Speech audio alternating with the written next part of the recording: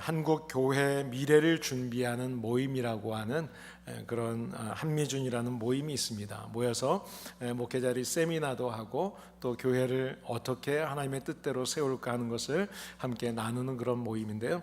그 모임에서 한국 개신교회 교인들의 교회 활동 그리고 신앙 의식이라고 하는 자료집을 이렇게 냈습니다. 매년 이제 세미나하고 그런 자료집을 내는데 이 자료에 보면 기독교인들의 이렇게 가정생활에서 얼마나 만족하는가 하는 그 만족도에 대해서 이렇게 확인을 했는데요. 그냥 뭐 대충 알아본 게 아니라 한국에 이제 갤럽이라고 하는 전문 조사 기관이 있습니다. 그 조사 기관을 통해서 의뢰해 가지고 결과를 발표했는데 기독교인들이 가정생활에 얼마나 만족하는가 라는 질문을 했더니 65.7%가 가정생활에 만족한다. 이렇게 기독교인들입니다. 그렇게 이야기를 했습니다. 비기독교인들에게 가정생활에 대해서 얼마나 만족하느냐라고 같은 질문을 했는데 비기독교인들은 65.5%가 만족한다라고 표현을 했습니다. 좀 계산이 잘 되시는 분은 두들겨 보셨어요?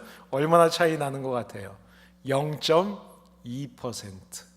이 말은 다른 말로 표현하면 거의 비슷하다는 거죠. 차이가 별로 없다는 것입니다. 하나님은 우리를 하나님의 형상대로 만드시면서 우리가 하나님의 뜻대로 행복하게 살기를 원하십니다. 그래서 우리가 예수를 믿고 나면 가장 큰 축복 중에 하나가 뭔가 하면 가정에서의 행복입니다. 가정에서의 행복. 그런데 왜 현실은 그렇지 못할까요? 예수를 믿는 사람이나 믿지 않는 사람이나 별 차이가 없이 가정생활에서 만족하지 못한다. 오늘 본문을 보게 되면 오늘 본문의 표제가 솔로몬의 시라고 이렇게 쓰여 있습니다. 솔로몬의 시. 솔로몬이라는 사람에 대해서는 여러분이 잘 알고 계시죠? 솔로몬은 역사상 이 세상에서 가장 큰 부귀영화를 다 누렸던 사람입니다. 그 가정에 여인만 해도 뭐 한두 명이 아니죠. 1000명이에요. 1000명. 후척들을 뭐 700명, 그 외에 또 300명. 솔로몬이 그 모든 부귀영화를 다 누렸던 그 사람이 하는 이야기 중에 오늘 본문 내용을 보게 되면 본문을 통해서 우리가 배우는 것은 이 세상의 모든 부귀영화보다 가정이 더 소중하다라는 것을 깨닫고 그것을 가르쳐주는 말씀이라고 생각합니다. 2019년 가정의 달 세 번째 주일이 되는 오늘, 우리 첫째 주에는 자녀들에 대한 이야기를 나눴고요, 둘째 주에는 부모에 대한 이야기를 나눴습니다. 오늘은 우리가 행복한 가정을 만드는 방법에 대해서 잠깐 본문을 통해서 말씀을 나누려고 합니다. 인간의 모든 행복은 어디에서 시작되는가? 그것은 바로 가정에서부터 시작이 됩니다. 가정의 행복에서부터 인간의 행복이 시작이 됩니다. 부모를 만나고 자식을 만나고 거기에서부터 모든 행복이 시작이 되는 겁니다. 그렇다면 행복한 가정을 이루려면 무엇을 해야 할까요? 우리가 행복한 가정을 만드는 데 필요한 것이 무엇일까요? 오늘 본문은 첫 번째로 먼저 우리들에게 하나님을 가정의 주인으로 모셔야 된다라는 것을 가르쳐주고 있습니다. 우리가 함께 읽었던 1절 말씀 한번 다시 보시면은요, 여호와께서 집을 세우지 아니하시면 세우는 자의 수고가 헛되며 여호와께서 성을 지키지 아니하시면 파수꾼의 깨어있음이 헛되도다. 이렇게 말씀하고 있죠. 엄청난 부귀영화를 누렸던 솔로몬이에요. 여러분, 건축에 있어서도 솔로몬은 웬만한 아키텍처보다 더 지식이 많은 사람이라고 저는 생각합니다.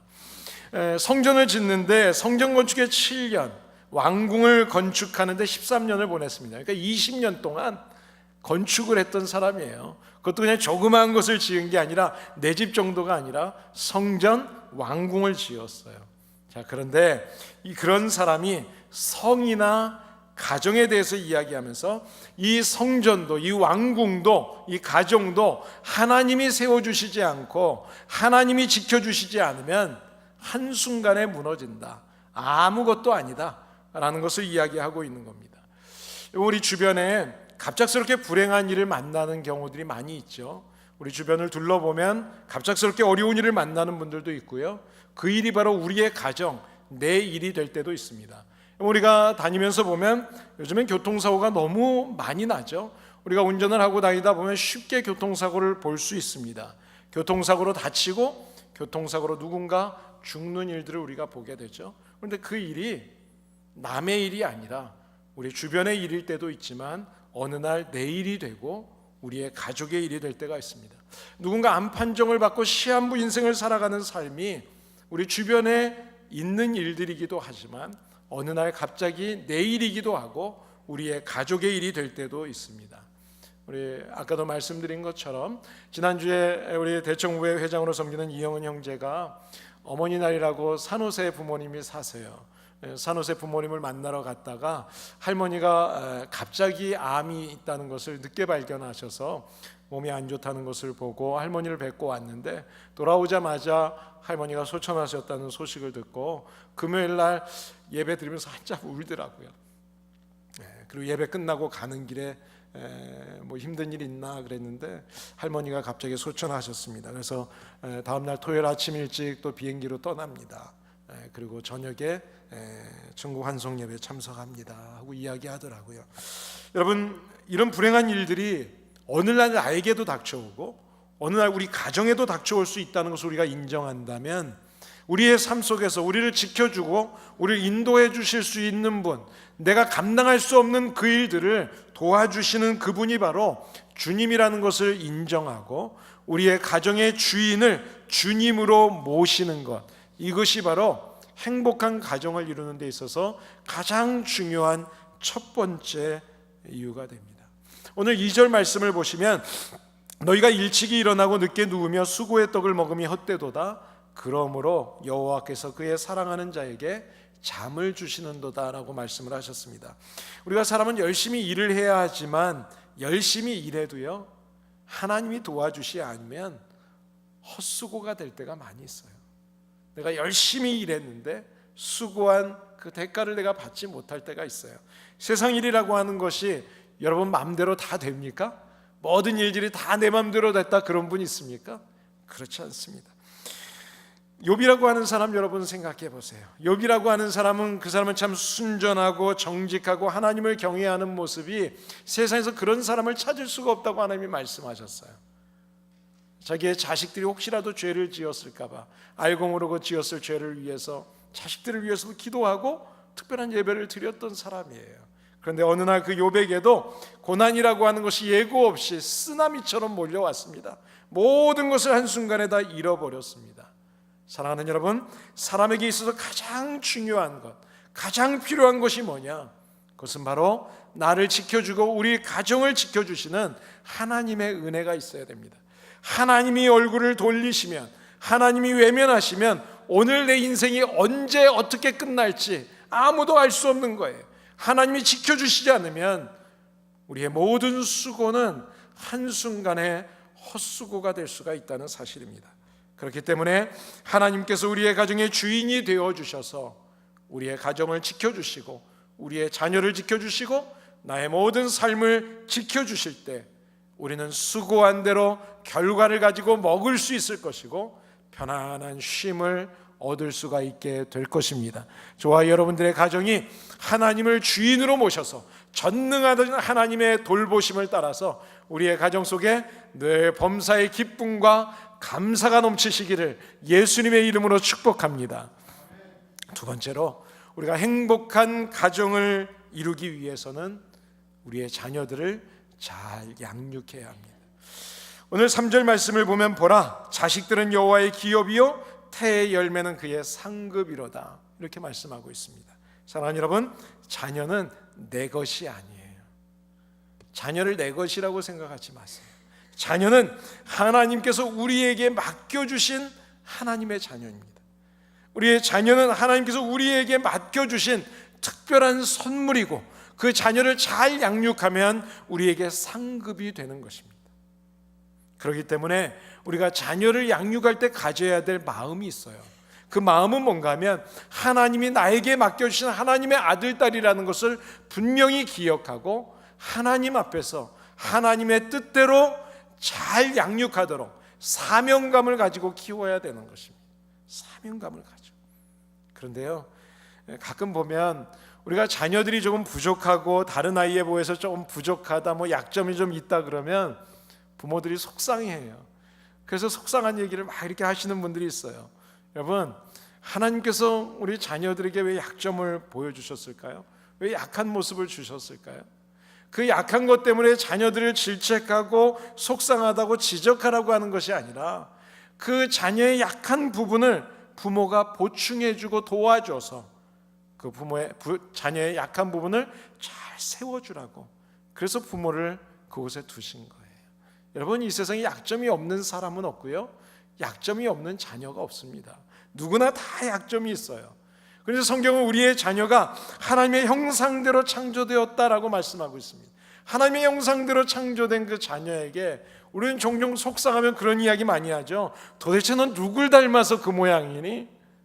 누구 닮아요? 닮기는 자기 닮았죠. 부모 닮은 거죠. 여러분, 그런데요, 이 우주 만물을 창조하시고 하나님의 형상대로 지으신 우리의 자녀들에게 우리가 함부로 너 도대체 누굴 닮아서 그러니라고 이야기한다면 그것은 하나님을 모욕하는 이야기입니다.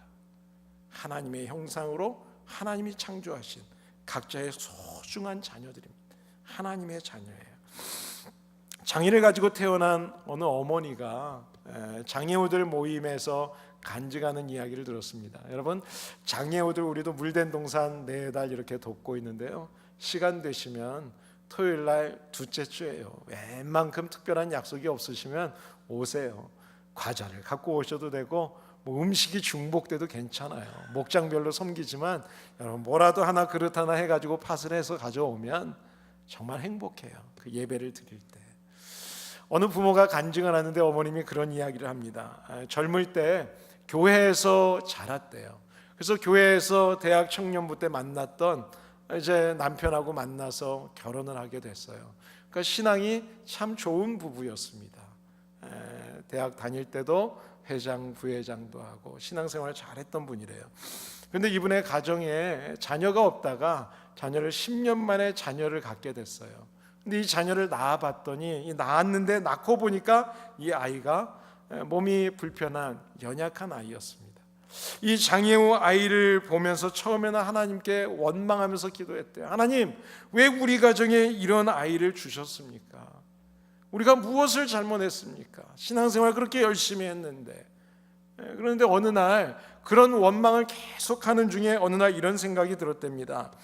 하나님께서 이 아이를 이 세상에 보내려고 하실 때 어느 가정에 보낼까 하다가 보니까 그래도 우리 정도 믿음이 있는 부부면 이 아이를 사랑하면서 잘 키우겠다는 마음이 생겨서 그래서 우리 가정에 보내셨겠구나 라는 생각이 문득 들었대요. 그 생각을 하는 순간에 자기 마음에 이런 생각이 들었답니다. 내 모습을 보니까 하나님 앞에서 영적으로 얼마나 장애가 많은 사람인지, 그런 나를 하나님이 사랑해 주시는 그 사랑을 생각하면서 감사하게 되었고, 그 영적인 장애가 있는 나를 사랑해 주시는 그 하나님의 마음으로 그 장애가 있는 아이를 키우면서 하나님 앞에 그 받은 사랑으로 바라보고 그 아이를 키우기 시작했대요. 그랬더니 얼마나 감사하고 행복한지 모른다고 그런 간증을 하는 이야기를 들었습니다. 왜 하나님께서 그 믿음이 좋은 부부에게 그런 장애가 있는 아이를 주셨을까요? 어떤 분들은 왜 믿음이 좋은데 그런 가정에서 그런 아이가 태어나, 뭔가 실수가 있고 뭔가 잘못한 게 있겠지. 여러분, 하나님의 저주일까요? 그렇지 않습니다. 하나님께서는 하나님의 섭리 가운데서 그 아이를 이 세상에 보내시려고 하는 하나님의 계획이 있었습니다. 어차피 그 아이는 장애를 가지고 태어난 아이였습니다. 그러나 그 아이를 사랑으로 키울 수 있는 믿음이 있는 가정이기 때문에 그 가정에서 태어나게 하신 것입니다. 마더 테레사가 이런 이야기를 했습니다. 사랑은 가장 가까운 사람. 가장 가까운 사람이 누구죠? 가장 가까운 사람. 가족을 돌보는 데서부터 시작된다. 여러분, 내 가족도, 내 부모도, 내 형제도, 내 자식도 사랑하지 못하면서 무슨 선교를 하고 무슨 어디 밖에 나가서 누구를 사랑해요? 하나님께 감사하면서 그 약점 때문에 자녀를 더 사랑하는 그 모습을 보여준다면 하나님께서 우리의 자녀들을 위해서 헌신하는 그 모습을 보면서 내 기대대로 내가 보낸 나의 소중한 자녀, 그 생명을 잘 키우고 있구나, 흡족하신 하나님께서 우리에게 더 큰 은혜를 베풀어 주실 줄을 믿습니다. 사랑하는 여러분, 우리의 자녀들이 조금 부족해 보여도, 조금 연약해 보여도 하나님이 소중한 선물로 하나님의 자녀를 우리가 감당할 수 있기 때문에 나에게 보내주었고, 내가 그것을 도와주라고 보내줬다는 것을 믿으시고 자녀들에게 말을 한마디 할 때마다 격려의 말과 축복의 말과 그리고 사랑의 말을 해주실 수 있게 되기를 예수님의 이름으로 축복합니다. 세 번째로, 우리가 행복한 가정을 이루려면 부모가 본이 되어야 됩니다. 부모가 본이 되어야 되는 거예요. 오늘 4절 5절 말씀 한번 다시 읽어볼까요? 젊은 자의 자식은 장사의 수중의 화살 같으니 이것이 그의 화살통에 가득한 자는 복되도다. 그들이 성문에서 그들의 원수와 담판할 때에 수치를 당하지 아니하리로다. 아멘. 여러분, 예전에 우리가 사극 같은 거 보시면 고려, 고구려 이런 전쟁하는 영화 보시면 아시죠? 옛날에 아이들하고 대조영을 이렇게 보면서 아이들 한글을 가르쳤어요. 그랬더니 저희 아이들이 한글을 잘해요. 여러분, 사극에 보면 전쟁을 할 때 무기들이 많이 있잖아요. 근데 오늘 본문에 나오는 이 화살과 화살통이 나옵니다. 장수가 화살을 잘 쏘는 장수가 있죠. 근데 화살을 딱 당기려고 하는데 화살통에 화살이 없으면 싸움을 할 수가 없죠. 그러면 지는 거예요. 그런데 이 화살통에 화살이 가득 채워져 있으면 그러면 담대해지는 겁니다. 대적 앞에서 당당하게 화살을 당겨서 싸울 수가 있는 거죠. 마찬가지로 자녀라는 화살이 우리의 가정이라고 하는 화살통에 가득 담겨 있다면 인생에 큰 힘이 됩니다. 그래서 어른들이 그러죠. 제가 자녀를 여러 명 낳아서요, 후손들이 손주까지 지금 여러 떼서 제가 한번 모여라 그러면 한 30명 40명 모입니다. 그건 자랑스러운 거예요. 우리가 자녀를 많이 낳는 것 좋은 것입니다. 그런데 여러분, 만약에 자녀가 적다면, 적은 자녀라면, 그렇다면 영적인 자녀라도 많이 낳으시기 바랍니다. 우리 교회가 좋은 꿈을 가졌어요. 우리 교회를 통해서 하나님이 하실 일이 무엇인가? 우리 다음 세대들, 이 교회 안에 다음 세대들이 마음껏 뛰놀고 저들이 믿음 안에서 잘 자랐으면 좋겠다. 그래서 우리가 2세 교회와 이렇게 한 교회가 되어서 이제 교회를 이루어가고 있습니다. 요즘에 2부 예배 마치고 이렇게 밖에 나가면은요, 막 어린아이들이 막 뛰어놀아요. 시끄럽게 뛰어놀고, 식당에도 막 뛰어다니고, 그리고 젊은 사람들이 왔다 갔다 하는 모습 보면 여러분 너무 좋으시죠? 저는 너무너무 행복해요. 너무너무 좋아요. 우리의 다음 세대들, 여러분 그렇습니다. 우리의 자녀들이 많으면 많을수록 좋은 거예요. 우리 하나로 커뮤니티 교회가 우리 다음 세대들을 위해서 더 많이 헌신하시고 더 많은 사랑을 주셔서 우리 하나로 커뮤니티 교회 다음 세대들이 불같이 일어나는 그런 놀라운 교회가 될 수 있기를, 화살통이 가득 채워지는 그런 교회가 될 수 있기를 예수님의 이름으로 축복합니다. 자, 그런데요, 우리가 자녀들을 키울 때 어떻게 키워야 되느냐? 자식은 장사의 수중에 화살과 같다라고 표현을 했습니다. 우리의 자식을 이 장사의 수중에 있는 화살과 같다. 이 말은 어떤 의미인가 하면 자녀가 부모를 키울 때 어떻게 키워야 되는지를 가르쳐주는 내용입니다. 삶의 모범이 되어줘야 된다는 거예요. 삶의 방향을 제대로 가르쳐줘야 된다는 이야기입니다. 레바논계 미국인인데 시인이고 작가로요, 여러분이 아마 잘 아시는 칼릴 지브란이라는 분이 있습니다.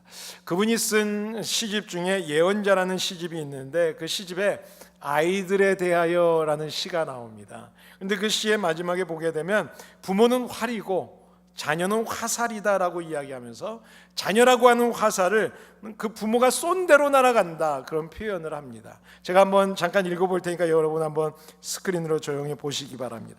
그대 아이들은 그대의 아이들이 아니다. 아이들이란 스스로를 그리워하는 큰 생명의 아들, 딸이니 그들은 당신을 거쳐서 왔을 뿐 그대로부터 온 것이 아니고 또 그들이 당신과 함께 있을지라도 그대에게 소유된 것이 아니다. 그대는 아이들에게 사랑을 줄 수는 있으나 그대의 생각까지 주려고 하지 마라. 아이들에게는 자기만의 사고가 있으므로, 그리고 그대 아이들에게 육신의 집을 줄 수 있으나 영혼까지 가두려고 하지 마라. 아이들의 영혼은 그대가 결코 찾아갈 수 없는, 꿈에서조차 갈 수 없는 내일의 집에 살고 있으므로 그대가 아이들과 같이 되려고 애쓰는 것은 좋으나 아이들을 그대와 같이 만들려고 애쓰지는 마라. 생명은 뒤로 물러가지 않으며 결코 어제에 머무는 법이 없으므로 그대는 활, 그리고 그대의 아이들은 그대로부터 쏘아져 날아가는 살아있는 화살과 같다. 사랑하는 여러분, 우리가 자녀가 바른 길을 가도록 가르치는 것, 이것은 부모로서 가장 중요한 사명입니다. 어떻게 해야 될까요? 부모는 자녀라고 하는 화살을 당길 때 엉뚱한 곳을 향해서 쏘는 것이 아니라 관역을 분명히 맞춰야 되는 거예요. 자녀가 하나님의 가치관과 하나님을 향해서 그 목표를 가지고 나아갈 수 있도록 화살을 제대로 아이들에게 가르쳐줘야 하는데, 대부분의 부모님들이 어떻게 자녀를 키우나요? 자녀를 키울 때 우리는 하나님의 가치관이 아니라 세상의 가치관을 가지고 가르치죠. 공부 열심히 해, 좋은 대학 가, 좋은 직장, 그리고 돈 많이 벌어서 편하게 살아. 세상의 가치관을 가지고 이야기할 때가 많습니다. 결국 잘못된 방향으로 화살을 쏘았고, 그 잘못된 방향으로 화살을 쏜 그 자녀들이 결국은 눈물의 씨앗이 돼서 돌아와서 우리의 마음을, 가슴을 아프게 할 때가 얼마나 많이 있습니까? 사랑하는 여러분, 저와 여러분들이 화살을 당기되 우리의 자녀들에게 정말 믿음의 길을 갈 수 있도록 믿음의 모범을 제대로 보여주고 바른 방향을 보여줄 수 있어야 하는 것입니다. 자, 그렇다면 부모가 자녀들에게 본을 보여야 할 것이 무엇이 있을까요? 아마 여러 가지를 생각할 수 있을 겁니다. 오늘 한 3가지만 제가 잠깐 나누고 말씀을 마치려고 합니다. 먼저 첫 번째로 욕심을 버려야 합니다. 욕심 버려야 합니다. 여러분, 가정을 파괴하는 가장 큰 요인 중에 하나가 뭔가 하면 돈입니다. 많은 가정들이 성격이 안 맞아요, 뭐가 불편해요, 뭐가 어때요, 그리고 다투고 이야기하지만 사실은 그 가장 밑바닥에는 물질, 돈이에요. 돈 때문에 가족을 등한시하고, 돈 때문에 형제들과 다툼이 생기고, 돈 때문에 불효하는 자식들이 얼마나 많이 있습니까? 여러분, 정당한 땀의 대가로 얻은 돈이라고 하는 것은 너무나 소중한 것이고 중요한 것입니다. 그런데 정당하게 땀을 흘려서 돈을 번 사람들은요, 돈을 함부로 흥청망청 쓰지 않습니다. 함부로 하지 않아요. 돈을 향해서 돈을 하나님처럼 섬기지 않아요. 이 돈이라고 하는 것이 꼭 필요한 것이지만 어떻게 사용할 줄도 아는 거예요. 그런데 현대인들에게 있어서 가장 불행한 이유 중에 하나가 뭔가 하면 모든 가치를 돈으로 판단하는 거예요. 좋은 차를 타고 좋은 집에 살고 뭐 좋은 옷을 입고 다니는 사람을 보면 그 사람을 대단한 사람으로 생각하고요, 조금 옷을 허름하게 입고 조금 조그만 집에 살고 있으면 사람을 무시하는 게 세상 사람들의 모습이죠. 야고보서 1장에서는 이런 말씀을 합니다. 욕심이 죄를 낳고 죄가 장성하면 사망에 이른다. 사랑하는 여러분, 사람을 죽이는 근본적인 원인은 뭔가 하면 바로 욕심입니다. 이 세상에서 잘 먹고 잘 살려고 하는 돈에 대한 욕심. 여러분, 그러니까 우리가 자녀들이 행복하게 살기를 원한다면, 저들이 행복한 가정을 이루기를 원한다면 돈에 대한 욕심을 버릴 수 있도록 교육하는 것 중요합니다. 돈에 대한 욕심을 버리게 해야 돼요. 그것을 위해서 먼저 해야 될 거는요, 부모가 먼저 돈에 대해서 욕심을 버려야 돼요. 내가 돈에 대해서 막 욕심을 갖는데 아이들이 돈에 대한 욕심을 안 갖겠어요? 내가 먼저 버려야 돼요. 여러분, 교육이라고 하는 것은 말로 이론으로 교육하는 것도 중요하지만 사실은 실천하는 게 더 중요한 겁니다. 실천 교육이 더 중요해요. 여러분, 목사가 설교 잘하면 대단한 것 같아요. 말로는 얼마든지 잘할 수 있어요. 그러나 진짜 좋은 목사는 한마디의 말이라도 실천을 하는 목사가 좋은 목사죠. 사랑하는 여러분, 우리가 좋은 부모가 된다는 것은 자녀들에게 삶으로 모범을 보여주는 거예요. 여러분, 술, 담배하는 부모 밑에서 자란 자녀는 술, 담배를 배울 수밖에 없어요. 베풀고 나누는 것을 본 자녀들은 베풀고 나누는 것을 배우게 되는 것입니다. 그런 의미에서 우리가 선교와 구제를 위해서 힘쓰는 부모의 모습을 보고 자란 자녀, 그 자녀들은 그 일생의 삶 속에서 행복을 좌우하는 가장 중요한 소중한 교육을 받게 되는 것입니다. 자녀가 나눔을 배움으로 인해서 물질에 대한 욕심을 이기는 능력을 키우게 되면, 그러면 이 땅에서 살아가면서 나 혼자 채우려고 하는 사람이 아니라 내가 무엇인가 가졌을 때 없는 사람을 도우려고 하고 베풀려고 하면서 행복하게 살 수가 있게 되는 겁니다. 그뿐만 아니라 시간이 지나면서 점점 베푸는 손길이 더 커질 수 있도록 하나님께서 물질의 큰 축복, 능력을 더하여 주실 줄을 믿습니다. 우리의 자녀들이 그런 자녀가 될 수 있기를 바랍니다. 사랑하는 여러분, 어렸을 때 자녀의 욕심을 제거하지 않으면 커서 종종 어른들이 하는 이야기가 있어요. 무자식이 상팔자야. 그렇죠. 부모님들의 재산 가지고 싸우고 다투는 자식들 보세요. 여러분, 욕심을 제대로 가르치지 않으면, 제어하는 것을 가르치지 않으면 결국은 자식들이 싸우는 꼴을 보게 되는 거예요. 그런데 어렸을 때 자녀의 욕심을 버리는 훈련을 잘 가르치면 나중에 그 자식들 때문에 행복하고 기쁨이 넘치게 될 줄을 믿습니다. 우리의 가정이 그런 가정 될 수 있기를 예수님의 이름으로 축복합니다. 세 번째로요, 자녀들 앞에서 책임감 있는 행동을 해야 합니다. 책임감 있는 행동. 여러분, 돈에 대한 욕심이 없는 것은 좋은 것이지만 가정을 이루기 위해서, 또 자녀들을 교육시키고 가정을 이끌어가기 위해서 우리가 열심히 일하고 열심히 수고하는 것은 중요한 것입니다. 내가 돈에 대한 욕심이 없다고 게으르면 안 되는 거죠. 열심히 최선을 다하는 모습을 볼 때, 부모로서의 책임감을 가지고 다할 때, 그때 자녀들이 그 모습을 보면서 부모를 존경하게 되는 것입니다. 우리나라 속담 중에 좋은 말도 있고 나쁜 속담도 좀 있는데요, 속담 중에 이런 속담이 있습니다. 암탉이 울면 집안이 망한다.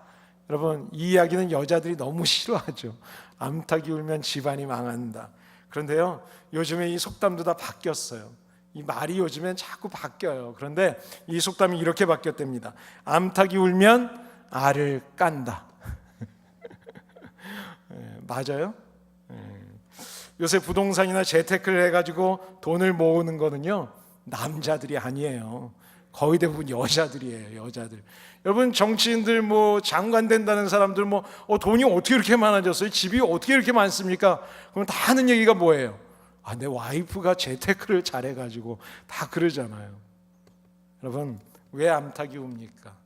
대개 보면 수탉이 책임감이 없기 때문에 그래요. 부모가 책임감이 없으면 자녀의 존경을 받을 수가 없습니다. 가정을 위해서 내가 해야 할 일이 무엇인지 그 책임감을 가지고 아버지로서, 어머니로서, 아내로서, 남편으로서, 또 자식으로서 열심히 최선을 다해서 살 때 자녀들이 그 책임감 있는 부모의 모습을 보면서 저들도 책임감이 있는 멋진 자녀로 성장하게 될 줄을 믿습니다. 저와 여러분들의 자녀들이 그렇게 자라갈 수 있게 되기를 예수님의 이름으로 축복합니다. 또 자녀들 앞에서 우리가 중요한 것이 있습니다. 그것은 뭔가 하면 배우자를 존중하는 모범을 보여줘야 합니다. 여러분, 베드로전서 3장에 보면 이런 말씀을 합니다. 아내를 귀하게 여길 때 기도가 막히지 않는다. 여러분, 기도라고 하는 것은 하나님과의 교제입니다.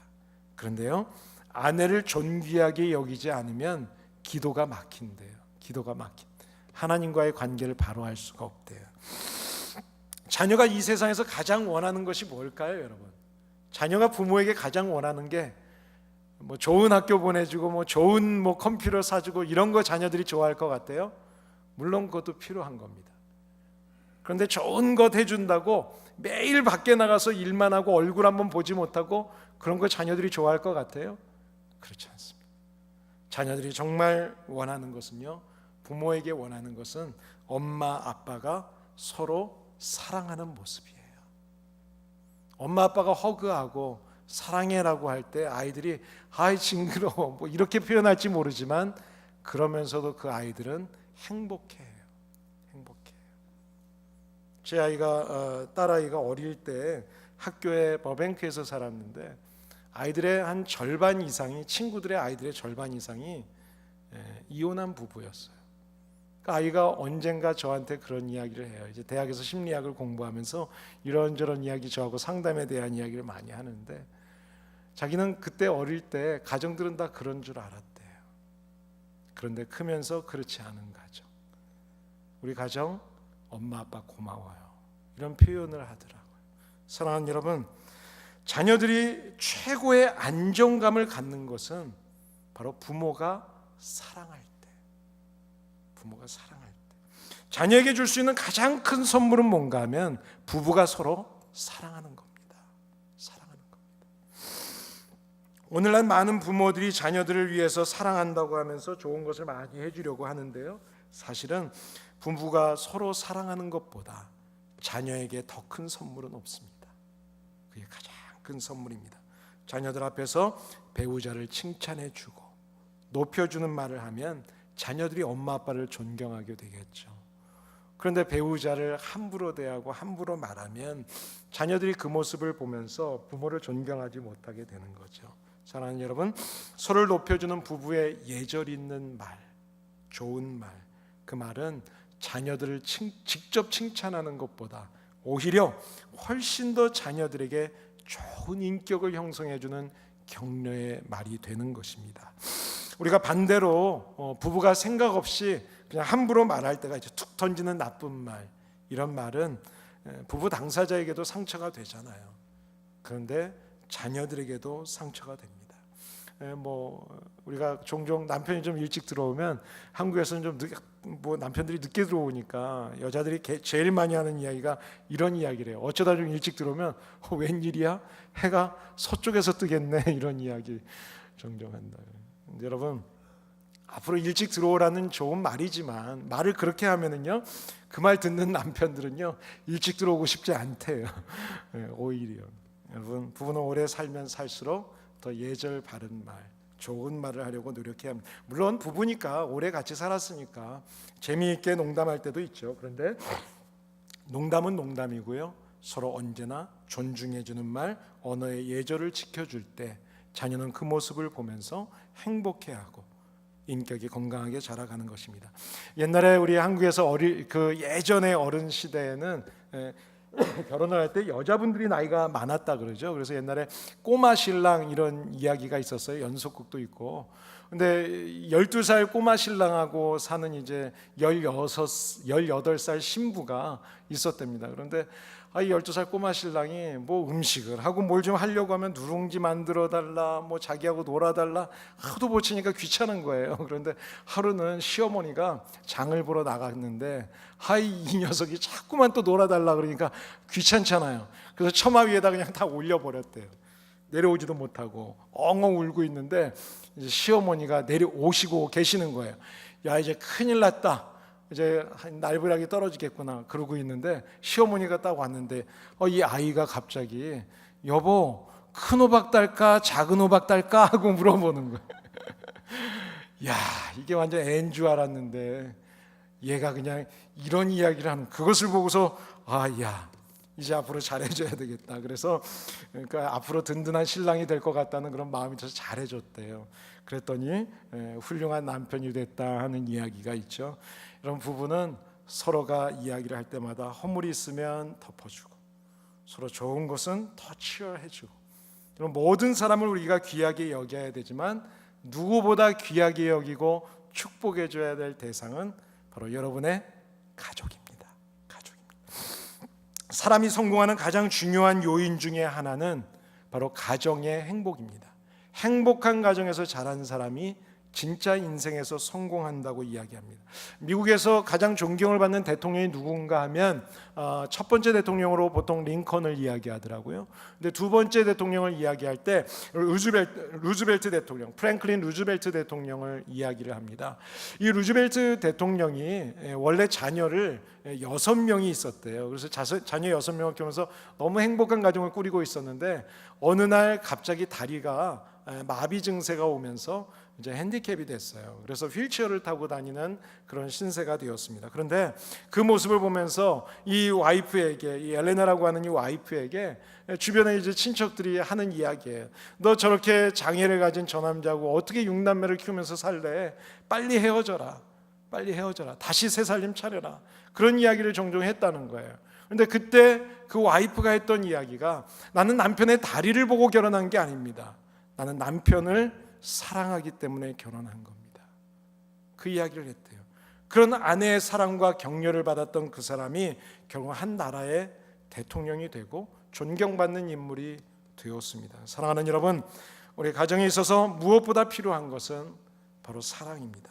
예수님께서는 우리에게 서로 사랑하라고 이야기합니다. 그 사랑을 훈련하고 실천하는 가장 첫 번째 제일 장소가 바로 우리에게 가정으로 하나님이 주신 것입니다. 가정은 우리가 즐겁게 하면 즐겁고 우리가 힘들게 하면 힘든 곳이 가정이에요.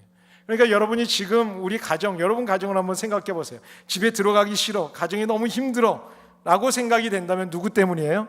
바로 내가 그렇게 만든 거예요. 내 잘못이에요. 여러분, 행복은 선택입니다. 우리의 생각과 말과 행동, 이 모든 것에 대해서 우리 인생을 살면서 다 한 번 선택하고 끝나는 것이 아니라 날마다 계속해서 순간순간마다 선택하면서 사는 거예요. 우리 인생에 어떤 결단을 해야 될 때, 갈림길이 있을 때마다, 그때마다 우리는 행복을 선택할지 불행을 선택할지 내가 선택하는 거예요. 바로 이 행복을 선택하는 것, 이것이 바로 신앙생활입니다. 우리 주님이 주신 기쁨을 선택하는 것, 이것이 바로 신앙생활이에요. 로마가 전 세계를 막 지배하다가 어느 날 로마 제국이 무너지게 됐죠. 그 로마가 무너지게 된 그 가장 큰 멸망한 이유를 이야기할 때 정치적인 이유, 군사적인 이유, 경제적인 이유 여러 가지 이야기를 하지만 가장 큰 이유는 성도덕의 문란으로 가정이 무너진 것이 로마 제국의 멸망의 가장 큰 원인이라고 이야기합니다. 그래서 로마의 철학자였던 세네카라는 사람은 기회가 있을 때마다 했던 이야기가 뭔가 하면, 여러분 가정으로 돌아가서 여러분의 가정을 지키십시오. 여러분 가정으로 돌아가세요. 그리고 여러분의 가정을 지키세요. 여러분 가정을 지키지 못하면 이 세상이 무너지는 거예요. 가정이 소중한 거예요. 가정이라고 하는 것은 우리 모두에게 무엇보다도 소중한 것이고 하나님이 우리에게 지키라고 주신 곳입니다. 여러분, 우리가 때로는 힘든 날이 있죠. 힘든 날이 지나가면 좋은 날이 또 옵니다. 아침에 일어나지 갑자기 막 비가 옥수같이 쏟아지더라고요. 근데 갑자기 또 다시 해가 떴습니다. 가족끼리 우리가 힘든 일이 있을 때마다 모여서 함께 기도하고 그리고 하나님 앞에 도움을 구하고 서로 사랑하고 격려하면서 좋은 날을 준비해 보세요. 그러면 우리가 그 힘들 때 그렇게 기도했더니 하나님이 우리를 지켜주셨네, 감사하고 또 찬양하게 되는 것이죠. 하나님 우리의 행복한 삶을 위해서 이 세상에 두 가지 기관을 주셨습니다. 그 첫 번째는요, 큰 교회가 아니고 작은 교회인 가정을 주셨습니다. 또 하나의 기관은 큰 가정인 교회를 우리에게 주셨습니다. 가정과 교회, 이 두 기둥이 우리 안에서 잘 세워져 있으면 우리의 삶이 행복하게 될 것입니다. 우리는 모두 한 길을 가는 사람들입니다. 우리가 믿는 성령도 한 분이고 우리의 몸도 하나고 우리의 소망도 하나고 주님도 한 분이시고 우리의 믿음도 하나고 우리의 세례도 하나고 우리의 아버지 되시는 하나님도 한 분이시고 우리가 가야 할 그곳 천국도 한 곳입니다. 사랑하는 여러분, 우리는 한 하나님을 섬기며 한 길을 걸어가고 있으며 결국은 우리는 한 곳, 그 천국에서 다 같이 만나서 하나님과 함께 영원히 살아갈 하나님의 가족들입니다. 사랑하는 여러분, 우리가 버리고 갈 수 없고 모른 척 할 수도 없고 우리는 영원히 함께 살아야 될 우리 모두는 가족이에요. 사랑하는 여러분, 사랑하는 가족끼리 그리고 주님의 몸된 교회의 성도들끼리 할 수만 있으면 사랑하고 아끼면서 사세요. 사랑하고 아끼면서 살기에도 벅차고 짧은 것이 우리의 인생입니다. 우리에게 주신 가정을 잘 지키고 주님의 몸된 교회를 잘 지키시고 그래서 우리의 가정과 우리 교회 안에서 주님의 은혜를 날마다 누리시고 그리고 주님 앞에 섰을 때 잘했다 칭찬받는 그런 행복한 성도들 되시기를 예수님의 이름으로 축복합니다.